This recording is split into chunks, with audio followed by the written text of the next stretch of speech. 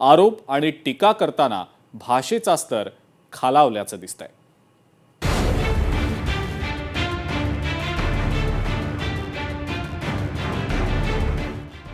निवडणुकीच्या रणधुमाळीत आरोप प्रत्यारोपांचे शाब्दिक बाण. सत्ताधाऱ्यांना कोंडीत पकडण्याऐवजी वैयक्तिक आरोप. गेल्या काही वर्षात राजकीय आरोपांची भाषा बदलली. ठाकरे युतीनंतर रणनीतीबाबत प्रमुख पक्षांचे पुन्हा मंथन. उद्धव आणि राज ठाकरे यांची मुंबई आणि राज्याच्या राजकारणात परिणामकारक ठरणारी युती बुधवारी जाहीर करण्यात आली. त्यानंतर महायुतीतील भाजप शिवसेनेचं जागा वाटप, काँग्रेसची स्वबळाची घोषणा, दोन्ही राष्ट्रवादीची निवडणूक रणनीती या सगळ्या घडामोडींवर त्याचा प्रत्यक्ष अप्रत्यक्ष परिणाम अपेक्षित आहे. गेल्या अनेक वर्षात बाळासाहेब ठाकरेंच्या एकसंघ शिवसेनेनं अनेक महापालिकांमध्ये सत्ता गाजवली. शिवसेनेत अनेक बंड झाले. त्याचा परिणाम त्यावेळी संबंधित नेत्यांच्या विभागात दिसून आला. आता उद्धव ठाकरे यांचा शिवसेना पक्ष राज ठाकरेंच्या मनसेसोबत आल्यामुळे स्थानिक मतांचं विभाजन वेगळ्या पद्धतीनं होण्याची अधिक शक्यता आहे. या युतीनंतर सर्वच राजकीय पक्षांना त्यांच्या निवडणूक रणनीतीवर आणि जागा वाटपाच्या चर्चांवर पुन्हा मंथन करणं अपरिहार्य झालंय. या सर्व घडामोडींवर आरोप प्रत्यारोपांना मात्र राजकीय उधाण आलंय. ते एकत्रित आले याचा मला आनंदच आहे. ते एकत्रित येण्यामुळे फार काही घडेल राजकीय दृष्ट्या असा जर कोणाचा समज असेल तर तो बाळबोध समज आहे.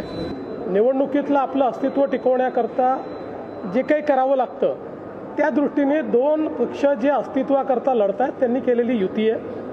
त्यापेक्षा पलीकडे त्याच्यामधनं काही फार अन्वयार्थ काढण्याचं कारण नाही आहे. याने फार काही परिणाम होईल असं देखील मला वाटत नाही. मग काही फरक पडणार नाही तर मग रिॲक्शन कशा करतात येते? ठाकरे बंधू एकत्र आल्यामुळे काही फरक पडणार नसेल तर मग तोंडाची डबडी वाजवत्या कशाला सगळेच?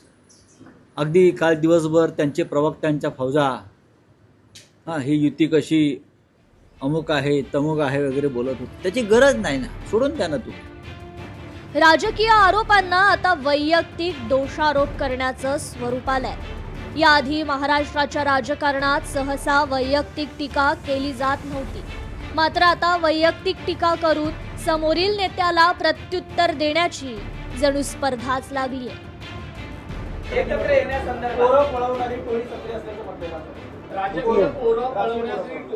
अरे जे आपली पोरं सांभाळू शकत नाही ते मुंबई काय सांभाळणार, राज्य काय सांभाळणार?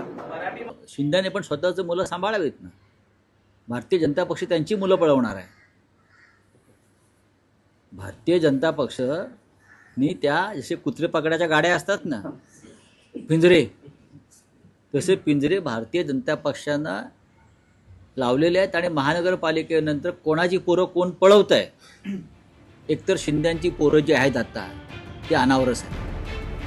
राजकीय टीका करताना आता एकमेकांचे बाप काढण्याची भाषा होऊ लागली आहे. तर शिंद्यांची पोरं जी आहेत आता ते अनावरच आहे. स्वतःची पोरं नाही, ते अनावरच आहे. त्यांचा पक्ष जो त्यांना मिळालेला आहे तो चोरीच आहे. ज्या पक्षाचा बापच चोरलेला आहे, चोरीच आहे, अनावरच आहे, बापच अनावरच आहे. अमित शहानी आपलं नाव दिलंय त्याला एवढंच की हा माझा पक्ष आहे. संजय राऊत यांच्या घणाघाती टीकेला भाजपकडून उत्तर देण्यात आलंय. जागा वाटपाचा आकडा न सांगणारे राऊत मटक्याचे आकडे लावण्यात एक्सपर्ट असल्याचा आरोप करण्यात आलाय. संजय राऊत मटक्यावर आकडे लावण्यामध्ये एक्सपर्ट आहेत. याआधी भांडूपच्या नाक्यावर बसून आकडे लावण्याचं काम संजय राऊतांनी सातत्यानं केलं होतं. आता देखील ते अशाच पद्धतीचे आकडे लावतायत. पण मराठी माणूस अशा आकड्यांवर विश्वास ठेवत नाही. महापालिका निवडणुकीचं रणशिंग फुंकलं गेलंय. आता आरोप प्रत्यारोप होतील. एका ठिकाणी विरोधात असलेले पक्ष दुसऱ्या ठिकाणी एकमेकांसोबत असतील. अनेक ठिकाणी स्थानिक आघाडी आणि युती होईल. आता एकमेकांविरोधात भांडणारे पक्ष नंतर सत्तेत एकमेकांसोबत असतील हे आता महाराष्ट्राला नवं नाहीये. राजकारणात काहीही शक्य आहे. त्यामुळे राजकीय धुरळा उडवताना वैयक्तिक आरोप आणि टीका यांचा स्तर मात्र खाली जाणार नाही, याची काळजी लोकप्रतिनिधींनी घ्यायला हवी. ब्युरो रिपोर्ट, लोकशाही मराठी, मुंबई.